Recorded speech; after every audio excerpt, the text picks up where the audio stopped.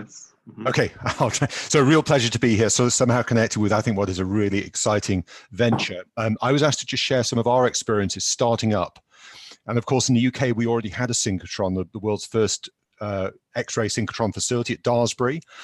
So we already started with a strong community that was established, and we started off building on that. But at that time, the government was also saying, so what is in it for industry, for society?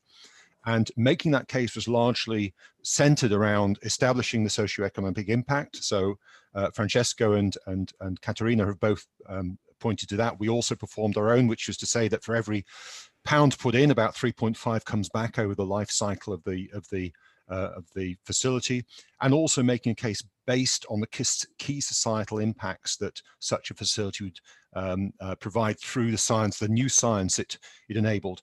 And if we were to make that case today, in fact, we're trying to make the case for an upgrade, we'd use exactly the same arguments, but perhaps even more heavily weighted towards industry. So our own industrial agenda based on brilliant new ideas. So yes, based on fundamental science, but connecting with industry and also establishing centers of excellence at research campuses, which I'll touch on later. And finally, addressing societal challenges, the current ones for us involving clean growth, the environment, the future of mobility and transport, and the challenges of an aging society.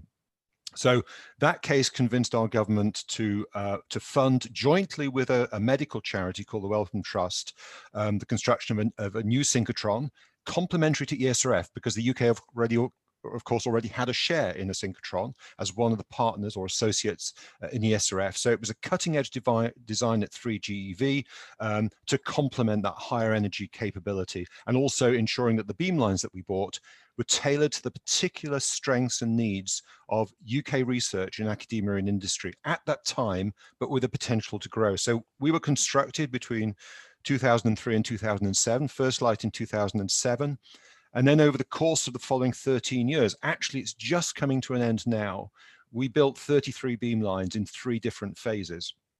And the thing to note is that and this again echoes what Caterina said, the first 7 phase 1 beamlines were designed to be relatively reliable and serve the needs reliably of the existing community, but then to build out and expand the engagement with the community, looking at what other areas of science that did not yet exploit a synchrotron could benefit from it, and also engaging with industry. And actually the key word here, and I'll touch on that in the next slide, is engagement.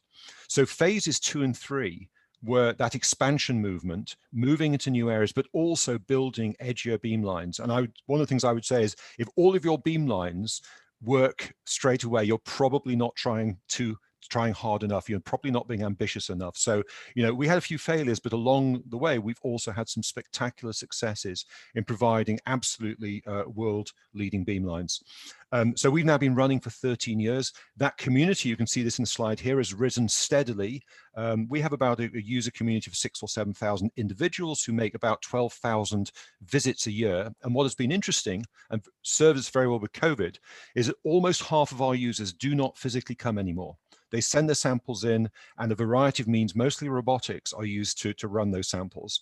Also critically is training the next generation. So we co-fund with the university's 70 PhD students whose projects are embedded at the beamlines, doing great science, but also there has to be a developmental aspect to those projects. And that's a great way of bringing new university groups in. There's nothing like having bright young people to come in and cement a relationship. And our activities now span a huge range of science. But the key word for us has been engagement, and nowhere more important than with industry. So in the UK at the time, there was a strong life sciences industry that was already engaged in using synchrotrons, but in a rather sort of old-fashioned way. You send your sample in, it gets measured at, you wait for reallocation of beam time, you send your sample in, it gets measured at some point. The first thing we did was to set up an advisory body called DISCO, Diamond Industrial Science Council, and we said to industry across a number of sectors, what do you actually need? And what they of course need, they need results, not data. They need it quickly and they need it reliably. And we also take into account the fact that these people aren't experts. They don't know anything about synchrotrons. Most of them don't want to know anything about synchrotrons. So what you have to put in place is the means, the dedicated teams to go out, talk to industry, once they're brought in, actually support them to do the experiment and give them results, not simply data. And what we found over the over the years is that engagement has spread from the pharmaceuticals industry much more broadly. So we have 170 companies. Actually, there's a good South African company buried amongst them on the right-hand side, Sasol, but 170 companies come and pay for access. And many, many more with a collaboration with the universities also engage with us on our beam time. We bring in money, but actually it's not the money that's important. It's the fact that we provide a service to industry, and they go back. They're the people who go back and tell our politicians why they should invest more money in a facility such as ours.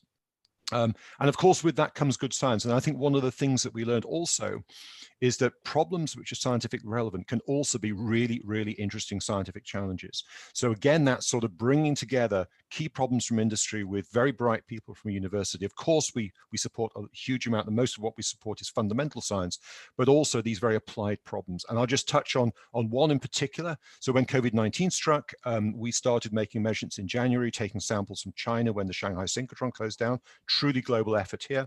And because we are already offering a large proportion of remote services, we could carry on doing the measurements almost without any perturbation and working closely with industry with really high throughput. So we have highly automated beam lines that can process hundreds and hundreds of crystal structures a day. In this case, fragment screening measurements to look at where target fragments of molecules can bind to particular parts of, in this case, the spike protein of the COVID virus, and so on. But many examples, and both Katrina and Francesco touched on, here a second one, developing bacteria whose enzymes digest PET, convert PET waste into actually raw materials again for polymerization. And of course, as all this point out, playing a key role in challenges such as batteries and so forth. And then final slide, also to touch on the fact that the location of Diamond at Harvard was also important because it enabled the co-location of facilities. And that provides a critical mass of an innovation hub, if you like, that attracts industry. So we as a facility attract industry, some of these other facilities attract industry, and where you get the intersection of universities, industries, and these very large facilities, what you consolidate is tremendous innovation. So at Harwell, we have these larger facilities, we have strong university engagement, and universities sending people actually to work on site. So the University of Manchester has 30 academics from 200 kilometers away located here because they know that they can take advantage from being co-located with these facilities. And then in turn, companies look at what's growing here and say, actually, we would like to be part of that activity, that intellectual power.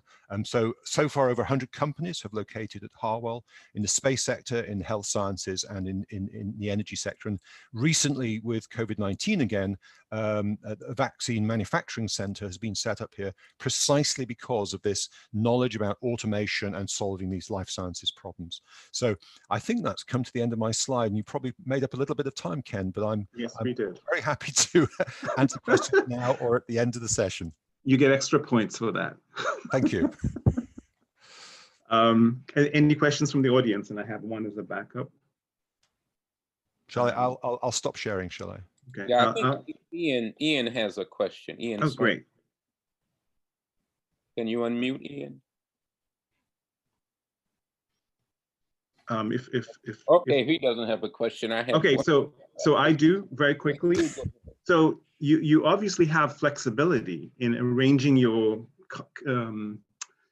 connections with industry and other kinds of organizations, other universities, and speaking from someone who comes from the US, where we are DOE funded, because of that funding stream, we're relatively inflexible on making those arrangements. I was wondering if you could make a comment about what's a good way to arrange the funding mechanism so that one is not constrained by to get the best science for humanity, as Seti was pointing out, you really need to be able to be open to all aspects of science, and whether it's industry or biology. And so maybe you can comment on how your funding mechanisms work out. Yeah, so we're 86% funded by the government, 14% by the Wellcome Trust. But let's just, we're primarily supported by the government, and the government is perfectly happy with Diamond giving its beam time to industry, or rather, well, to selling its beam time to industry,